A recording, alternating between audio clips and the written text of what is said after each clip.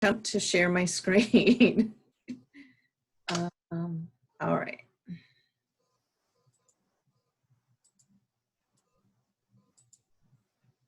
And you guys are going to have to, that is not the right screen I wanted to share. Okay.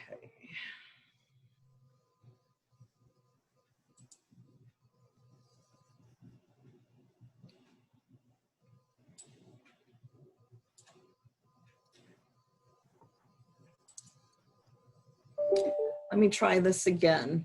Second take.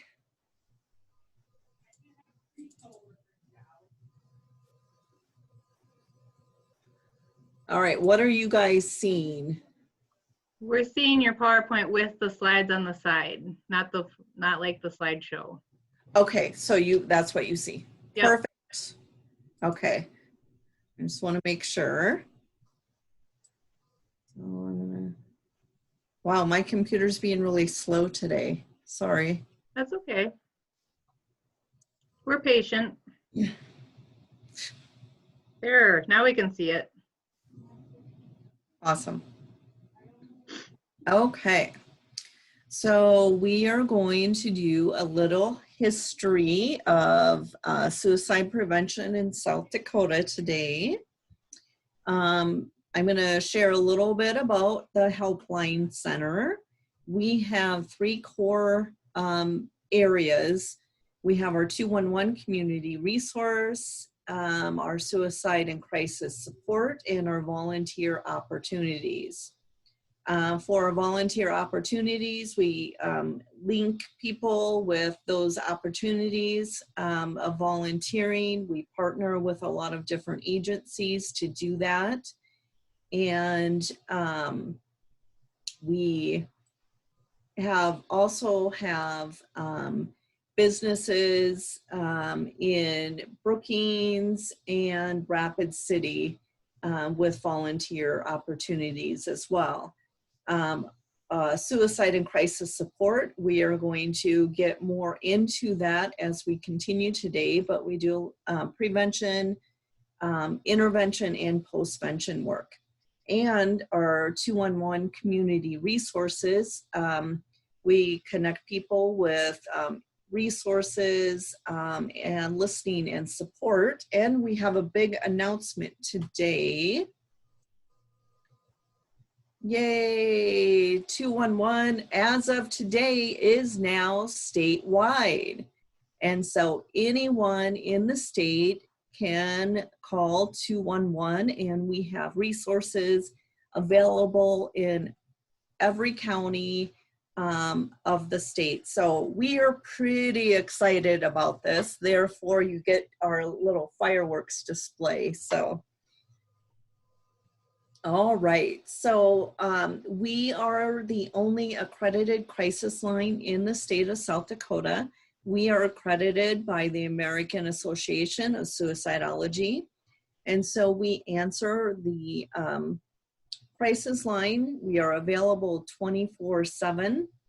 And of course, now we also get those crisis calls on 211 as well. We have trained crisis staff available. And we also have crisis texting. People can text their zip code to 898-211. We do a lot of community trainings and other programs that are available throughout the state. We do a lot of prevention trainings, as well as all of the prevention resource centers do. Right now we have online, we've been doing a lot of QPR, 1 hour QPR trainings.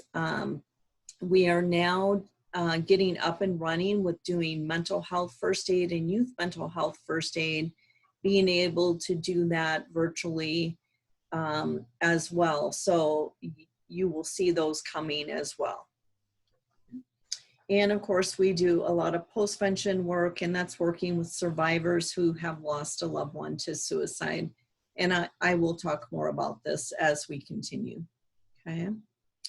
211 does answer the disaster response for the state of South Dakota. This year, this past year has been kind of a woozy for all of us because let's see, we started with flooding, tornadoes, COVID-19. We thought that we were going to be the busiest ever when we were dealing with the flooding and tornado, but then COVID-19 happened, and our calls have more than tripled since March. And so we are seeing a lot of people call in needing financial support, those basic needs, housing, and of course, those that are in crisis. We are seeing an increase in people with calling in who are in mental health crisis, dealing with a lot of stress. We have opened up our a COVID-19 line where we will contact people who are dealing with stress, anxiety, and just need someone to talk to. And so, for example, we had one woman call in, and we will do callbacks with these people. And their whole family was dealing with the stress of COVID-19. And she's like, well, I didn't want to put that pressure on, you know, my other family members to talk about her personal stress. And so she found it very nice to be able to talk with someone regarding that. And of course, if they need individual counseling, we will then connect them with individual counseling as well. Okay, in 2019, we saw over 2,000 suicide-related contacts. So that's calls and texts related to someone maybe calling in who is thinking about suicide. They may have a specific plan in place, or they actually may be in the progress of a suicide attempt. I wanted to point out some terminology. So we, as a nation, are trying to change terminology surrounding suicide and mental illness. Rather than saying committed suicide or successful or unsuccessful suicide, it's better to say died by suicide, killed themselves, took their own life, or completed suicide. And so just wanted to point that out to everyone. Someone who has survived a suicide attempt would be referred to as an attempt survivor, or someone who has had lived experience. A survivor of suicide is someone who has lost a loved one or friend to suicide. So we're going to go over some stats today. And of course, the national stats always run a few years behind. I think a lot of people have been asking if the numbers of suicide have been increasing since COVID-19. I'm happy to report so far in the state of South Dakota, we have not seen a huge uptake of suicides in the state of South Dakota. We did get some of the stats and compared them to actually just in Minnehaha County, but very similar to last year. But we have seen definitely an uptick in people dealing with mental illness and dealing with that stress and anxiety as well. So in 2018, there were over 48,000 suicides in the US. That's an average of one suicide every 10.9 minutes. In youth, we are seeing one suicide every hour in 24 minutes. And that is for the ages of 10 to 25. There have been some, that number would change if they reported under that as well. In 2018, there were 6,211 young people that died by suicide, ages 15 to 24. Suicide is the 10th ranking cause of death and second ranking cause of death for our youth. There are 3.6 male deaths by suicide for 1 female death. Now, I am going to ask for your participation. Why do you think that might be that we are seeing a higher death rate with males than females? Because they're not as willing to talk about stuff and let it in, and they just bottle it up. They use Yes, more that definitely. Because they've been stigmatized to bottle it up. Yes. Boys don't have emotions. Boys are supposed to be tough. Boys don't cry. So it's a societal issue that looks at men not having emotions. Right. We definitely see that, you know, males don't open up and talk about their emotions as much. Also, males will tend to use firearms versus females may cut on themselves or use pills. And so males will tend to use that more lethal method. Not to say that females do not use firearms. We are seeing a little bit increase with females using firearms though. Okay. This just shows, you'll see there in the green, ages 10 to 34, suicide is actually the second leading cause of death behind unintentional injury. Okay, this is just data for our region. We are in the purple region, and you'll see there that our average national rate is 22, where you see maybe on the coast it's a little bit lower.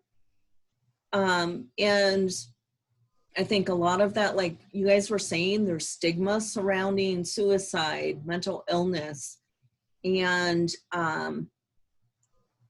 some people on the coast are more willing to just talk about those issues. They're not afraid to say, hey, you know, I'm going to go to lunch and then I have a counseling appointment.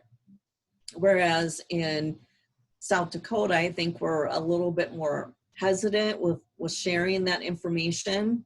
Even in smaller towns, like they may not want to park outside of a mental health center because someone may recognize their car, right?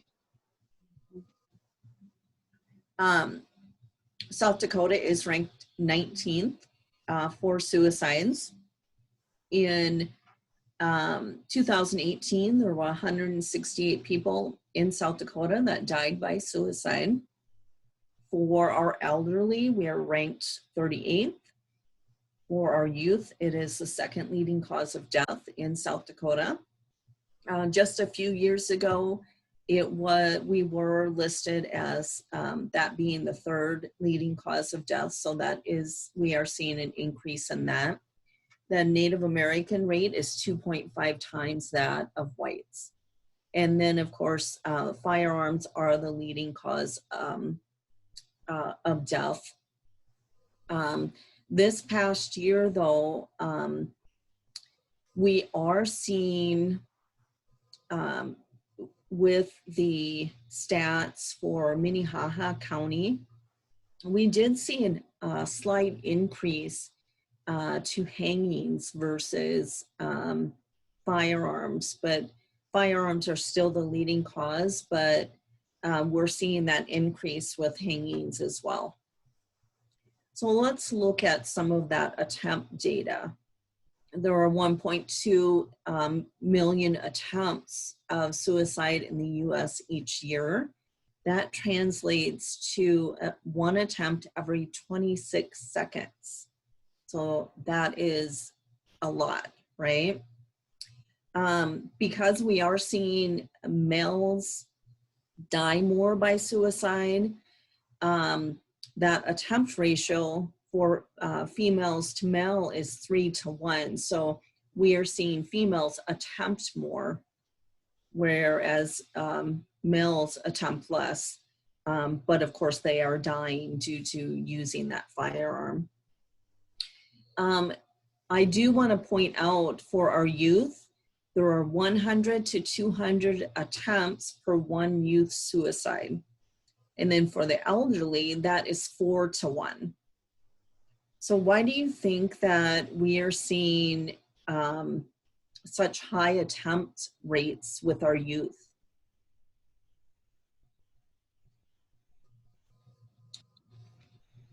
Well, Any probably I think for one, youth don't realize or don't always appreciate the fact that it is permanent Yes, absolutely. and it's spontaneous for them too. Yes, you are absolutely right. They may not realize the finality of it, and our youth are pretty impulsive, right? And so they're going to maybe try the first thing that comes to mind. With elderly, they have more life experience, and so they may research what would be the best method for them to actually die by suicide. So I want to point out here our suicide attempt survivors. This is just some history. In 2014, the American Association of Suicidology took on that historical step of approaching and approving a membership division for people who have been suicidal and their supporters. And so you can find that. I did leave some links, and I can certainly send this to Jody after the training too. But the way forward, this in 2014, it was a 2014 report. It has a video. They have a suicide attempt task force that for the National Action of Alliance of Suicide Prevention. And so they made some groundbreaking recommendations for supporting people who have been suicidal. And so that was brought out in 2014. And I also listed some other references here as well. With Help Comes Hope. We are seeing now that there are a lot more resources for attempt survivors that they are coming out with. There is a toolkit for organizations engaging people with lived experience. And it not only helps those survivors, but there's also information on family members, for family members to help those people who have a child or someone within their family who may be suicidal. Oftentimes I do get calls from family members just not knowing what to do, what steps to take, how to talk with their loved one who is suicidal. And so there are a lot of good resources. One that I do want to point out, Desiree Stage, there are many YouTubes, but she has, after the death of Anthony Bourdain, CNN's Anderson Cooper did moderate an hour-long town hall on suicide. And Desiree Stage joined him, as well as another person who had lived experience, and they talked about that. They talked about suicidal thoughts and actions. And if you would like to go and watch this, it's very interesting. I do want to point out, we are, September is right around the corner. I know it's just barely summer, right? But September is right around the corner, and September 6th through the 12th is National Suicide Prevention Week.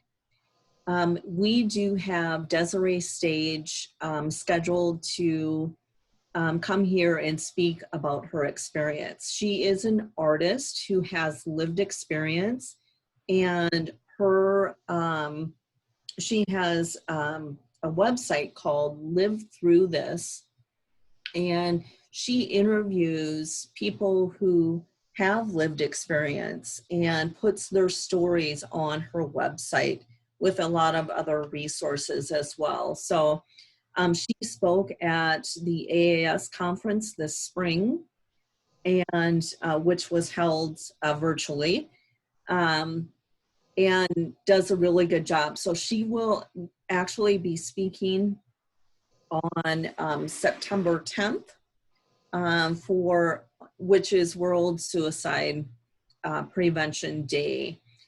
And we're still working out details and things as to if we're going to have in person or have it virtually.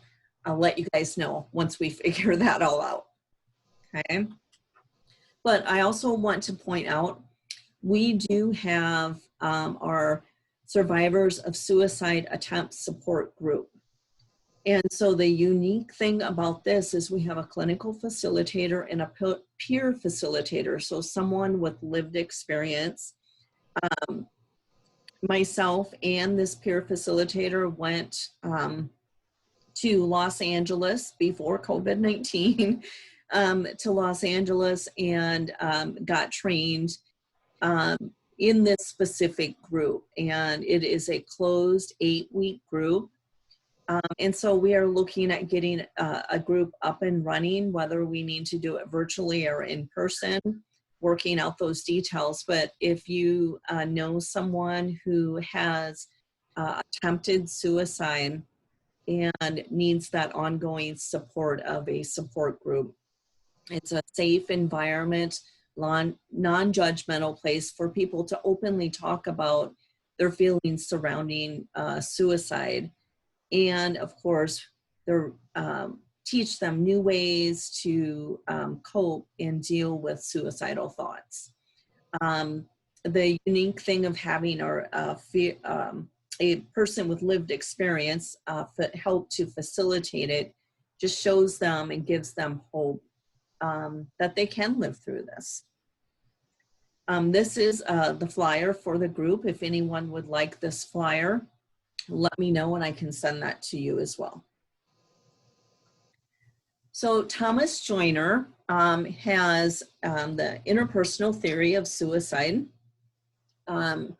And he says that 3 things have to happen for people to make a suicide attempt. Okay, so people who have witnessed violence or have witnessed a traumatic event in their life, they have a reduced aversion to suicide. So that first one there, the capability for suicide, I'm not afraid to die. Excuse me, that may be that they've had a prior suicide attempt, that they've experienced some trauma in their life and have that that exposure, whether it wasn't directly. It could also be people who have a higher rate of risk of suicide. We know that law enforcement have a higher risk. Doctors, especially now, nurses, also EMS personnel and fire and rescue. They all have that higher risk of suicide and have seen or heard about a lot of trauma. And so they may be in that category. He also said thought belongingness, the feeling that they are alone, and then perceived burdensome. They may feel that they are a burden to their family and friends. Okay, and I just want to make sure. Go ahead. I have a question. Yes. Is that theory, is it that they have to have all 3 of those to commit suicide joiners interpersonal theory? Not necessarily that they have to have all three of those, but the combination of all of them, that Increases the likelihood. yeah, increases the likelihood, and it is what on average kind of what we see when people have attempted suicide. That makes sense? Yes. Yeah, because of course there is you know, those people that are maybe at higher risk if they are under the influence of drugs or alcohol, if they are very impulsive. They may not necessarily have all three of these, but that impulsiveness, they may end up taking their life. Okay. So let's look at some of those risks and protective factors. So we know that protective factors play a critical role in the prevention of suicide. And decreasing those risk factors generally will decrease the risk of suicide. But if we can help to increase those protective factors, that will also help to decrease the risk of suicide. Suicide prevention efforts should identify and target specific risk and protective factors for intervention. And I'm going to talk more about each of those here. So some major risk factors may include prior suicide attempts. We know if someone has attempted suicide in the past, they don't necessarily have that fear of death. Mood disorders, having mental health illness that may be untreated. A lot of times we find that people who are dealing with depression, anxiety, and using drugs or alcohol can be a deadly combination, especially if it is untreated. Sometimes people think that they can't be helped, right? Or maybe they go off their medication. Also, risk factors would be access to lethal means as well.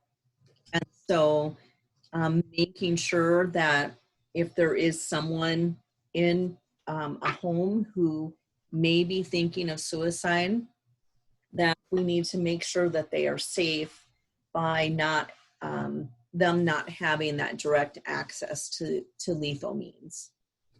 Some major protective factors: effective mental health care, having connectedness. So whether that be connectedness within the family, connectedness within school or work, whatever it may be for that person, connectedness within their community or church. And I know right now that can be hard for a lot of people. I just got done with our suicide prevention task force meeting, and in this meeting, you know, people talk about what's going on in their agencies and worlds. And I had a provider who talked about how people are being quarantined, of course, for 14 days. And they're really struggling with coming out of that quarantine because of that isolation and not having that connection to people that they normally have a connection with, right? And so, you know, they're really struggling. And so that's why even during this pandemic, we need to make sure that people are staying connected, whether it be, you know, phone, Zoom meetings, whatever it is for them, to make sure that they're connecting with people. Problem solving skills, and contacts with caregivers. Any questions over risk or protective factors? Okay. let's go into some of the history of South Dakota and suicide prevention. So in our early steps in the 1990s, South Dakota state, local, and tribal officials took part in the federally sponsored regional meetings on suicide prevention. Helpline Center offered the suicide crisis line in Sioux Falls area, and that began in 1974. Community task force were utilized at that time. And so there were some first community coalitions that focused on suicide prevention. Those were formed in Pierre in Sioux Falls in the 1990s. Okay. Any questions over that? I thought I heard someone say something. No? Okay. All right. And so the National Strategy for Suicide Prevention was released in 2001.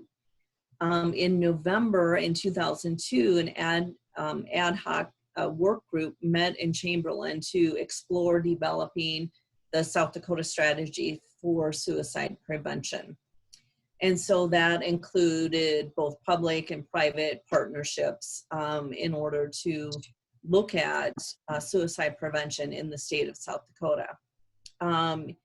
In 2003, we looked at legislative support.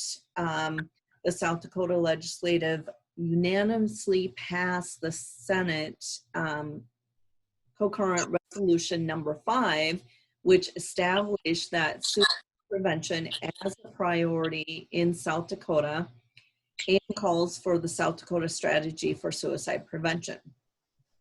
Okay.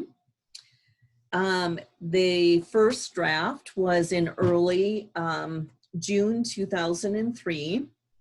The work group met in Sioux Falls and drafted goals and objectives to form the core of the state strategy. And so the South Dakota strategy for suicide prevention, that was released in January of 2005 and was presented to the state legislator. So some of the themes in the 2012 NSSP, everyone has a role in preventing suicide, right? You don't have to be an expert or a counselor. Everyone has a role in preventing suicide. Foster positive public dialogue. So trying to break through some of that stigma and openly have discussions about mental illness and suicide prevention. Addressing the needs of our vulnerable groups and those groups that may be at higher risk. Coordinate and integrate with existing efforts that are already being made in the state of South Dakota. Promote changes in systems. Bring together public health and behavioral health. And we looked at, of course, reducing that access to lethal means and apply most up-to-date knowledge base. And so this here is our strategic directions. There were 4 strategic directions, 13 goals, and 60 objectives. And so you can see there what those 4 directions were.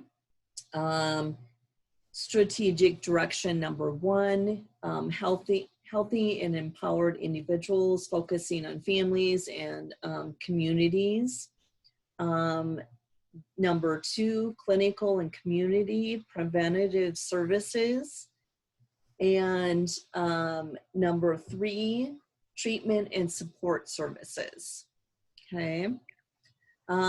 Also looking at surveillance, looking at research, and using those evaluation tools to also continue with that research and improve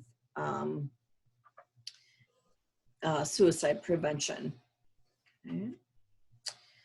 So in 2012, the NSSP and South Dakota SSP was released. It reflected changes made in the field of suicide prevention in the past decade. And then there was an updated version that was completed in 2013. And you can see that on the website. But now I wanted to talk about the state's plan. In the summer of 2019, Governor Noem tasked state agencies to develop a statewide suicide prevention strategic plan. So together with the Department of Health, Social Services, Education, Tribal Relations, and Agriculture, as well as Great Plains Tribal Chairman's Health Board, they formed a work group and that developed the South Dakota's 2020 through 2025 strategic plan for suicide prevention. And I'm going to show you some of the framework here for that plan. So you can see there, they have the 4 objectives, which are listed over the next 2 slides, and goals and strategies. The first one is data, right? So they want to be able to share data to inform and evaluate at the state and community level so that everyone can learn and grow. And under the goals, it lists prevention, which is, before a crisis, training people to look at some of those warning signs, but also looking at the data regarding that, looking at intervention during a crisis, and then of course, post-vention after a crisis. That second objective is education and training. So providing culturally appropriate trainings and educations, of course, with evidence-based education and trainings to everyone and anyone. And then, of course, we have, for the third one, is the communications, okay? And so this will utilize multiple effective methods to raise awareness in how to prevent a crisis and help those individuals to access the services that they may need during that time. And then, of course, getting the community involved, engaging the community, because it takes all of us to help to prevent suicide. And if you want to look at this more in detail or get more involved, this is located at the South Dakota Suicide Prevention website. So sdsuicideprevention.org. You can go there and look at this. Okay. So South Dakota Suicide Crisis Line. The statewide crisis line is operated by the Helpline Center 24/7. And of course, the 1-800 number there, the National Suicide Prevention Lifeline, people can call that number.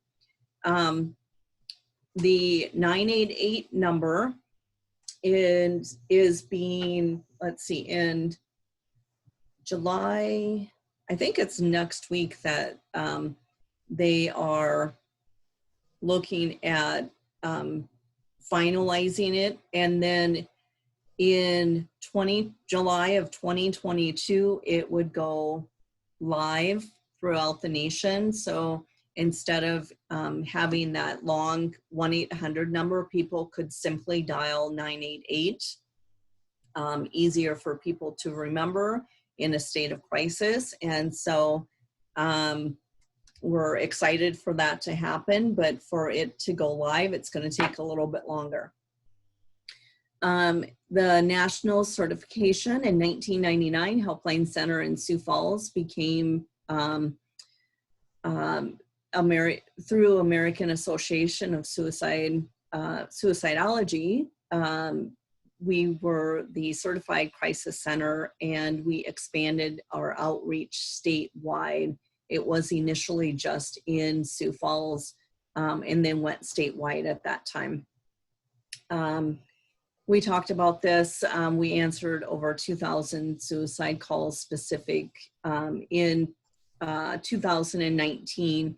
And those include information with survivors, and those calls were level 1, level 2, and level 3 calls. And so again, those levels, we when someone calls in, we assess what level of risk they are at. And I'm going to go into what that may look like when someone calls in. But during this time, we worked on promoting the crisis line.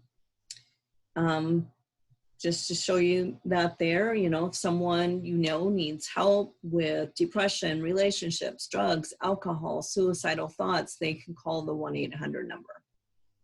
All right, so let's talk a little bit more about how the Connection Center works. So if someone were to contact us through calling the 1-800 number, all of the calls with people who have the area code of 605 and they call that number, it is routed to our Connection Center here in Sioux Falls. And so we have trained crisis staff available 24/7. When someone calls in, we ask them immediately, are you thinking about suicide? And so, you know, the best approach with asking about suicide is being direct. And of course, people are calling the number for a reason. They're reaching out for help, right? So we assess them throughout the call when we are speaking with them. And so we look at is, do they have thoughts of suicide, right? Have they had thoughts of suicide in the past 2 months? And have they had a suicide attempt? So a previous suicide attempt. So we ask those questions. We go through that assessment piece with them just by having a normal conversation, asking them about, you know, what's going on with them. Are they using drugs and alcohol? Because it's good to know if they are under the influence. Do they have a plan? Okay. And if they have a plan, we talk about, you know, what is that plan? So do they have means available? What is that means? Okay, whether it be a firearm, pills, or if they plan on hanging themselves, whatever that means may be. Do they know when that they are looking at attempting suicide? And so knowing what their plan is, getting those details, and we talk with them, you know, and they tell us about, you know, the reasons that they want to take their life, right? And so we also have that conversation with them about why, tell me some reasons that you want to live, okay? And we're looking at protective factors during that time, right? People that call in are usually in a crisis state, and so they may not be thinking clearly. So by just having a conversation, assessing with them what is going on in their life that led up to this, sometimes just simply by talking through what's going on can help to clear their mind.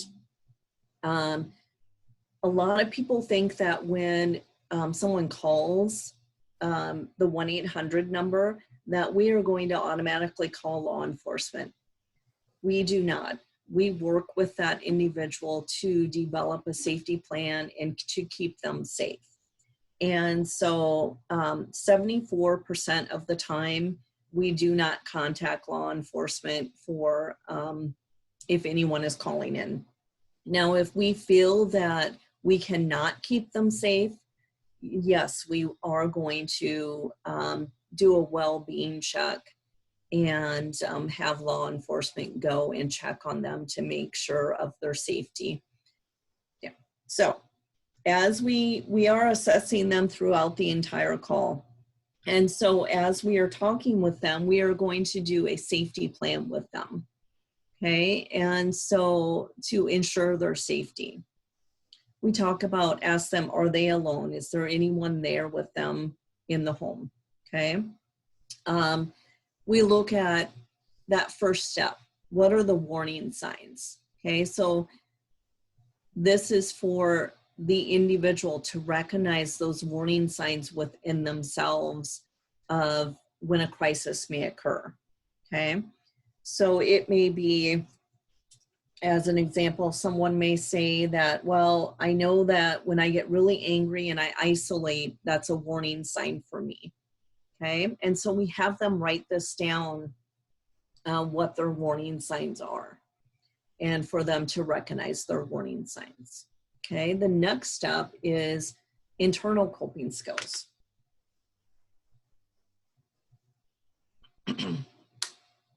Excuse me. So their internal coping skills. What are some things that they can do on their own that can help them in the time of crisis? Maybe it's taking their mind off of what's really going on, right? And so it may be things that, you know, going for a walk, reading a book, whatever it may be for that person that can help them during that time. Maybe it's journaling, okay? And so we have them write those steps down, okay? The next step is people or social settings that can bring a distraction to them, not necessarily reaching out for help, but people in their lives or social settings. Maybe it's going to a coffee shop and being surrounded by people. Maybe it's talking to a family member or a friend.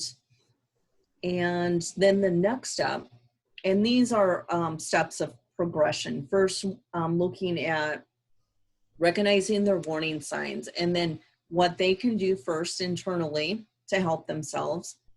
And then the next step is those social situations or people.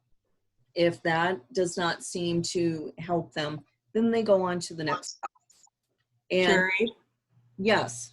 there was a comment wondering if you could make that screen bigger so they could read it a little bit better. Is there a way of? I don't know if I can. Or do they go to the, can you get that off of the suicide SPRC? Yeah, it is on SPRC, and actually I can send a safety plan, like a Okay. safety plan to Dodie if anyone wants a copy of this, but you can also go to SPRC and get the safety plan as well. Okay. There are different versions of safety plan, and I know different people are maybe using some different versions, but this is the safety plan that we use with the coordinates to AAS. Okay. All right. So the next step, step 4, is to ask people for help. Okay. So who can they talk to? Who is there for them and supportive of them? A good, positive person for them to talk to. And as you're talking with them, this safety plan is their safety plan. So we're not telling them what to do. We're working together with them to collaborate this. Okay. And so if they were to say, oh yeah, I can go talk to my friend. A lot of times we meet at the bar and talk and have a drink. Well, that may not be the best thing to be drinking in this time of crisis, right? And so helping for them to see that. And, you know, what are some other things that maybe you can do instead of maybe putting themselves in a more risky situation. And so we have them write that down, the name of the person along with their phone number, okay? And if they're finding that that doesn't help, then who are professionals that they can call? Okay, so maybe they have a counselor. Write the counselor's name down, phone number down, any emergency contact. Of course, we're going to also put down, you know, whether it may be their doctor, it may be urgent care, depending on their location.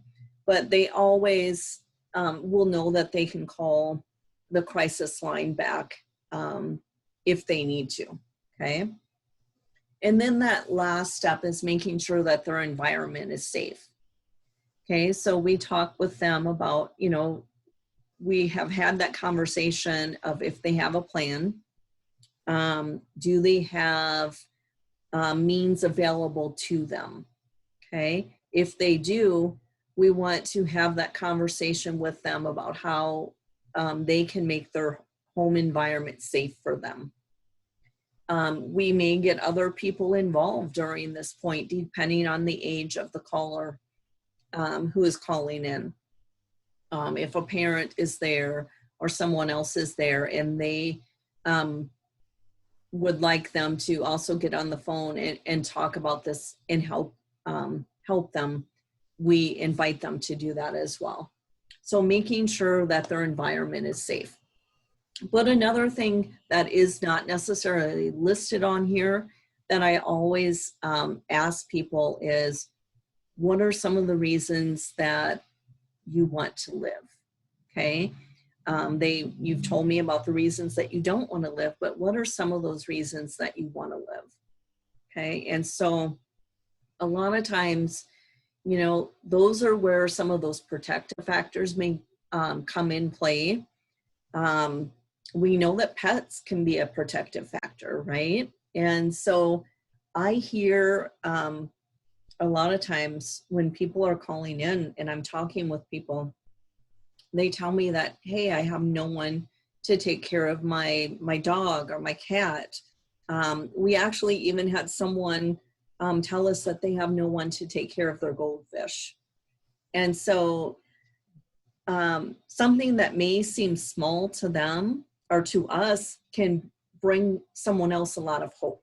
And we know that hope and through having that conversation can help that person to want to live. Okay. And so we go through the safety plan with them. We make sure that they have it all written down and that their environment is safe. Okay. We then ask them, we will do a follow-up call with them. And so when we started doing the follow-up calls many, many years ago, when this first started, it was part of a SAMHSA grant project. And it was a 3-year long project. We previously had offered a follow-up call after 24 hours. We now, we offer that follow-up call to that caller. Depending on the situation, we may call them back in 3 hours. If we are talking with someone else who is there with them and they say, oh yeah, my mom's gonna take me to behavioral health and get an assessment done. And maybe, you know, maybe we then contact them to see if that happened. And we can do continued follow-up calls with them just to make sure that they are safe. When we do a follow-up call, we reassess their crisis level. We go through their safety plan again. The safety plan is an ongoing document. Things may change. They may find other resources or other coping skills to add to that plan. We connect them with any resources that they need. And then of course we're there for them with we're a support system for them as well. This is just some of comments that have been made regarding follow-up calls. Some of these comments, you can read them yourselves. It reminded me of my choice over the couple of days after I called the crisis center. I was still considering the idea of killing myself, and the calls really reinforced that I had chosen not to, so not to kill herself. She gave me some good ideas on how to deal with my loneliness that caused my depression. And so statistically, you know, looking at the data and research, we know that follow-up calls do help to save lives. So any questions so far?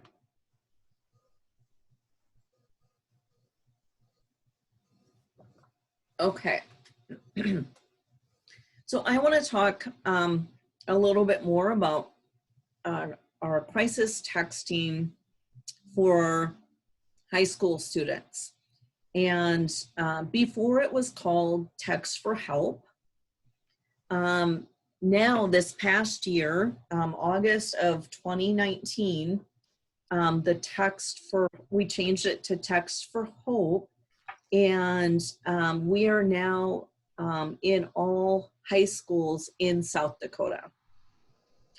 And so every high school student in the state of South Dakota has this available to them. So we know that kids would rather be on their phone texting rather than pick up their phone and call, right? And so they can simply text I care to 898-211. We can also do presentations so that we talk with the students about warning signs, ways that they can help friends. A lot of times we get students that will text in because they're concerned about a friend. We give them resources and materials, depression, family conflict, talk about drugs and alcohol and relationship issues. And of course, we talk about those warning signs of suicide and then steps that they can take to make sure that they get help from an adult or a counselor within their school. So in 2019, we educated over 5,000 students before COVID hit, of course, regarding the crisis texting program. And the average text time was 90 minutes. There were over 450 texting conversations. Top issues that were identified within the text were people texting in, students texting in regarding suicide, regarding relationship conflicts, loneliness and support, academic struggles and pressure. We see a lot of kids texting in because of stress. And then, of course, mental health issues as well. So our crisis texting successes, we encourages and improves access to teens to reach out for help, not only for themselves, but again, for people in their lives. The level of crisis in teens is reduced after texting. A follow-up text is offered. Just like we would offer anyone who calls in a follow-up, we offer that to people that text in as well. Teens indicate finding the service helpful and beneficial to them. Ultimately, it makes it easier for teens to get access to services that focus on helping them to cope with their suicidal thoughts and feelings. Okay, so this past year, the South Dakota Youth Suicide Prevention Project, it was a 5-year SAMHSA grant through the Department of Social Services, ended. But I'm going to tell you about some of the activities that were done during this grant, and a lot of the activities that were started have continued. So some specific grant activities. We have our follow-up program. It provides structured series of follow-up phone calls to youth and for ages 10 to 24-year-olds who have been discharged from inpatient behavioral health units. And so we partner with Avera St. Luke's, Rapid City Regional, which of course is now Monument Health, and HSC. And that's the dates that they came on. But what happens is if someone goes into that setting with suicide ideation or suicide attempt, we know that when someone leaves an inpatient unit, the risk of suicide increases during that time. And that's why this was developed, to reduce that risk. And so we contact them within 24 hours of them discharging from the hospital. So of course this grant did end, but we have continued the follow-up program, even though the grant has ended, because of the need and the success that we saw while providing this, this need for individuals. And so we call them within 24 hours of them leaving the hospital. If it is on a weekend, we will call them on Monday morning. And then we do follow-up calls once a week for 5 weeks. And when we call them, we check in with them. We make sure that, you know, we talk about how they're doing since they have left the hospital. Have they had any thoughts of suicide? We do a suicide risk assessment every time we talk with them. We do a PHQ-9 or Q or A, depending on their age. We go over, are you taking your medications? Are you going to your counseling appointments? When is your next appointment? And then we just try to problem solve any conflicts they may be having. And then if they need any resources, provide that those resources to them as well. We also had provided evidence-based training to the behavioral health staff within those settings, hospitals, colleges, juvenile justice settings, and we do continue to provide trainings to them as well, even though the grant has ended. During the grant, there was making educators partners with youth suicide prevention. Since then, this actually has no longer is available to teachers. And so that was a part of a grant, and so it is no longer available. But for teachers, for their certification, they can do a QPR training or a youth mental health first aid to get that certification for their teaching.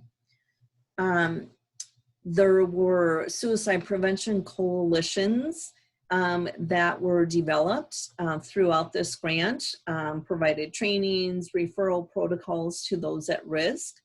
There were statewide advisory groups that were developed, and some subcommittees that were also developed along with this grant.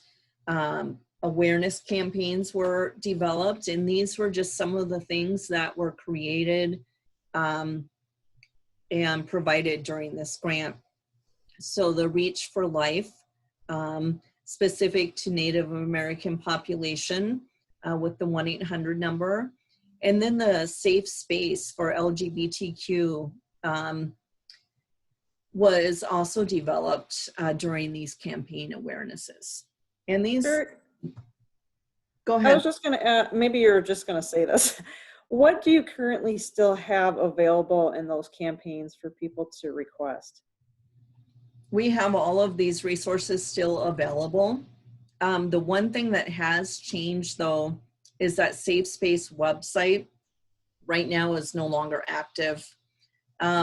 Fingers crossed, we're hoping to partner with someone to get that up and running again, but COVID hit and everybody's world's changed, right? So thus far that hasn't happened, but we're hoping within the next year to get that up and running. But all of the resources are still available if anyone would like to have any of these things, just let me know and I can send them out to you guys. Okay. Evidence-based prevention.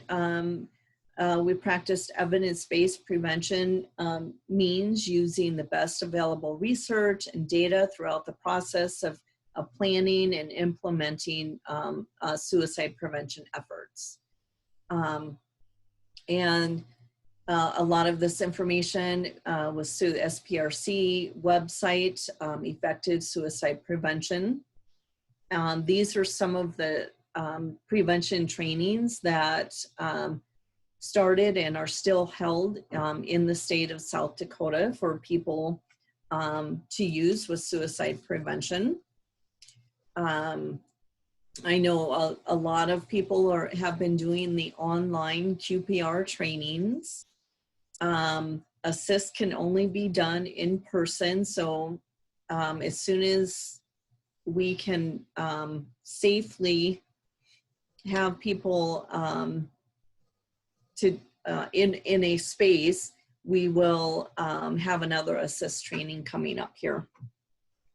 And I'm sure Michelle or Dodie, anyone who does those trainings, a lot of the trainings are posted so that anyone throughout the state of South Dakota can see where a training is held. There is also safety planning trainings, means restriction, mental health first aid, and youth mental health first aid trainings. Okay, I want to talk a little bit about the suicide survivor data. So people that have lost a loved one to suicide. For each suicide death, there are 147 people are exposed. More than 6 individuals may experience a major life disruption, and that is typically those that are the closest to the loved one that they lost. Estimated number of survivors in the US is over 5.2 million lost survivors each year. We know that suicide risk is greater in survivors, so children who have lost a parent to suicide, that risk is 4-fold for them. There is also the risk of contagion within, a lot of times we may see that within a school setting, so we need to be aware of that as well. But there are suicide survivor services. There have been survivor support groups in the state for over 25 years. Like I said, we currently have support groups at the Helpline Center. The Helpline Center started sending out survivor packets across the state in the early 2000s. And so anyone who would like a survivor packet, we can send that out to them. It is full of information regarding specific to the loss of someone of suicide and, you know, dealing with that. The first statewide Survivor of Suicides Conference was held in Chamberlain, September of 2005. And then there was another one in April of 2016. There are local outreach to suicide survivor teams We have one here in at the Helpline Center, which started in 2004. Rapid City started one in 2005, and I'm not sure that that is still up and running. Does anyone know for sure? I know that it was kind of on hold there for a while, so I don't know if it is active as of right now in Rapid City. So the Helpline Center provides a crisis support to businesses, schools, and organizations. So if there is a loss of a student, we will go in and help schools, talking with those students, providing information to teachers and also parents as well. We have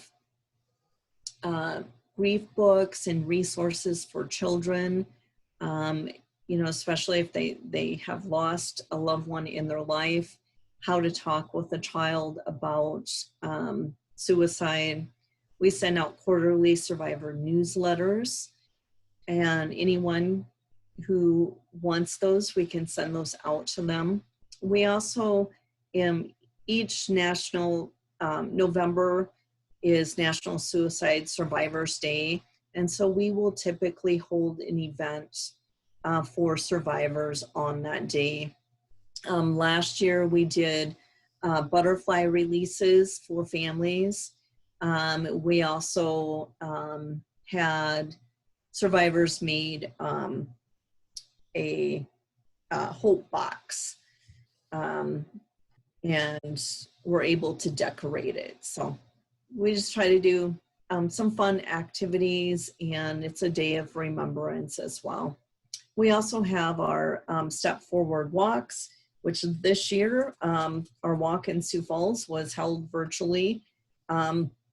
Actually, the walk that we typically do in Yankton will not be held this year. It's typically in August.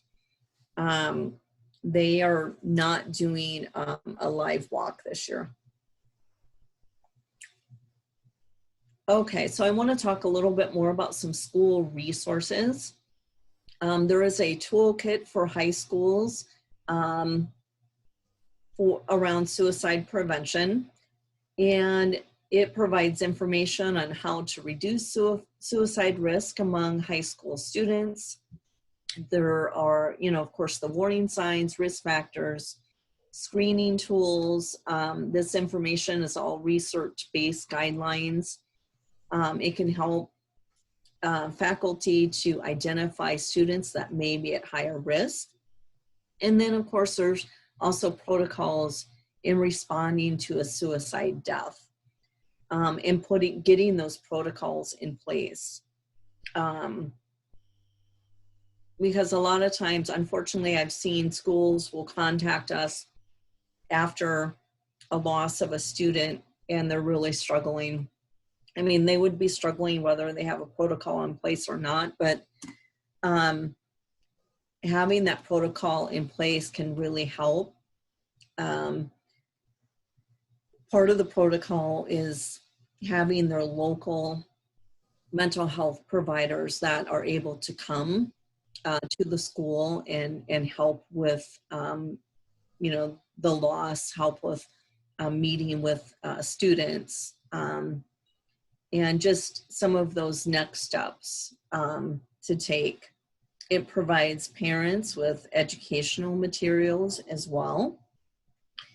And then after a suicide, there is another toolkit specifically designed for this, where dealing with the crisis response, helping students to cope, working with the community, having that memorialization in a safe way. A lot of times, I know schools have had or offered up like their gym to have a funeral because they know that there are so many people that will be there, right? And so part of that is that's not the best thing to do, is to have a funeral at the gym, because as other students continue to use the gym, that is something that they remember, and it may cause continued trauma. And so talking through that with the schools and letting them know the best way to I'm sorry, I'm having trouble saying that word today. The best way to show that they care and honor that student, where it's going to be the safest way for all of the students. Also talking about that suicide contagion, and then what are their next steps going forward. Okay. I also have done a training, which Dodie knows, for schools that kind of went over those steps in regards to, you know, schools and best practices, that kind of those guidelines to look out for. So Sherry, do you think you'll be offering a training like that again in the future? I would certainly like to. I mean, especially now. I know the last time we did it, it was funded through the state. I can definitely look at providing that, especially, you know, with that need. Okay. Yeah. So we can talk more about it after. So we want to, with looking at this, promote emotional well-being and connectedness among the students, identify those students that are going to be at higher risk and assisting them, because, you know, there may need to be suicide risk assessments done with people that were close. There's been a couple of times that I've went to a school dealing with the aftermath of this, and the student had told several other students that they were thinking about suicide, and no one brought this forth to anyone. And so those students were really struggling with that. Also looking at that crisis response plan, look for staff and faculty training on suicide prevention and school resource plan as well. Okay, so I want to talk about the South Dakota Suicide Prevention website that was launched in May of 2005. It was then reintroduced again after a lot of revisions in 2012. It included discussion boards for coalitions, trainers, prevention specialists, can post messages and share resources along with calendar events. So if Dodie has a training or if Michelle has a training, we can put those trainings on this website so that anyone looking for trainings throughout the state can see what trainings are available in their area. And so this is just kind of the front page of what the site looks like. Some of the main headings on it is about suicide, getting help, professionals, events, looking at special populations. And we're going to go into those specific populations, survivors. And then, of course, on there are those toolkits for schools, toolkits for employers, and some other toolkits as well that are listed on this website as well. They also now have that state plan on the website as well. So some specific populations that they look at is teens, American Indians, college students, LGBTQ, seniors, parents with resources, veterans, and the workplace. So you can go onto the website and get information regarding that. This is just a look at that teen page.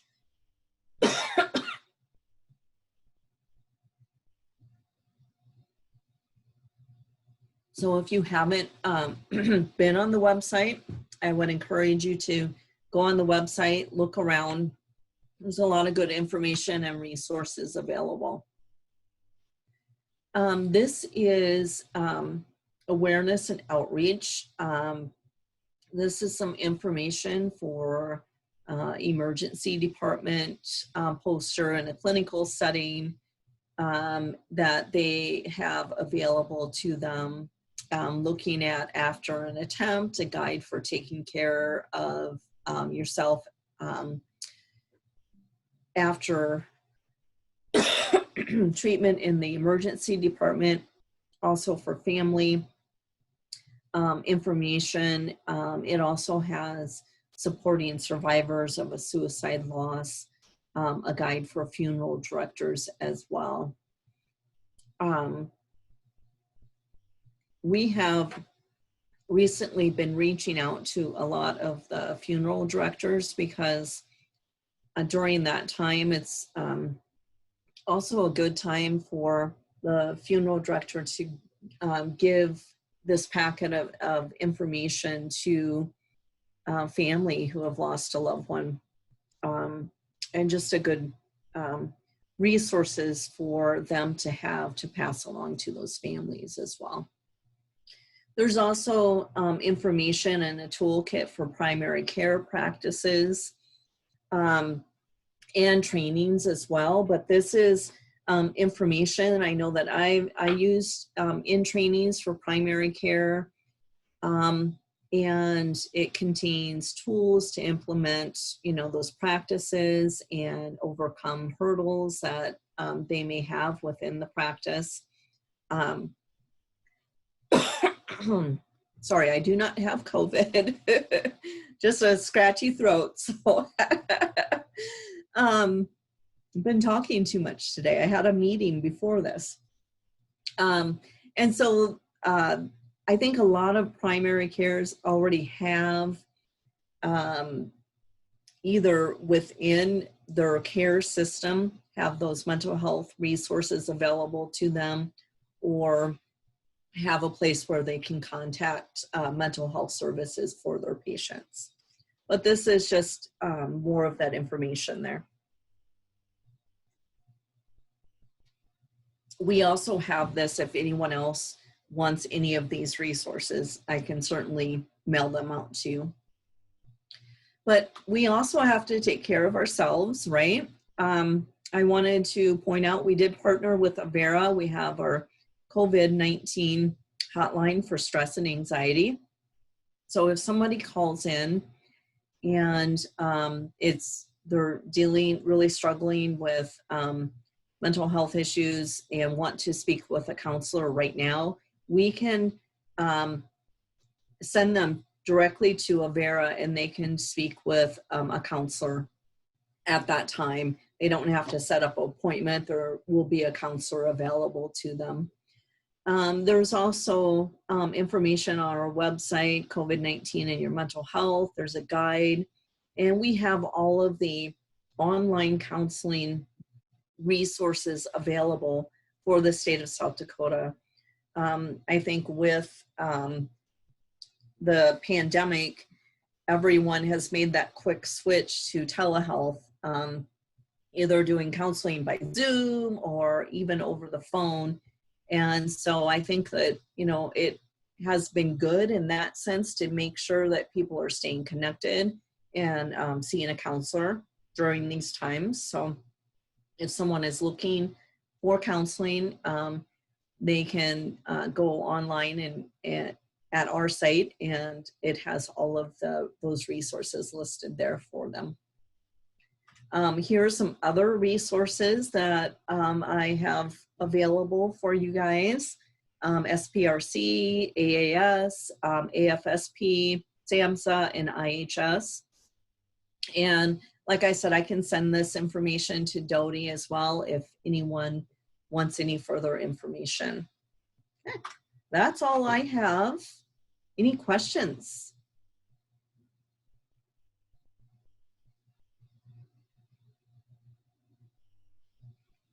No? All right. Well, thank you guys very much. I will stop sharing my screen and send it back to Dodie. But you guys can simply dial 211 and ask for Sherry if you find that later that you do have questions, right? Because we are now statewide. So Sherry, the question was, are you going to share your PowerPoint with us or just some of the resources that you mentioned? I can send both of them to you Okay. if people want the whole thing. This is just a PowerPoint that was put together by us. Mm-hmm. It's not necessarily, you know, one through like QPR or anything like that. Right. Yeah. Yeah, if you just want to send us a PDF of the Sure. slides, that would be awesome. All right, I will do that. And then the crisis plan, I think, was the other thing that we requested Yes. for sure. Yep. So, all Perfect. right. Well, thank you so much, Sherry.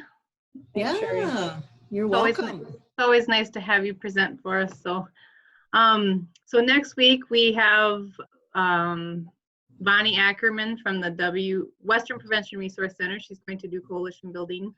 And so that will be same time, same place. I'll send out a link and the PowerPoint ahead of time because she's already sent it to me. So be looking for that information from me as well. Everybody have a great 4th of July weekend. You too. You too. Bye. Bye.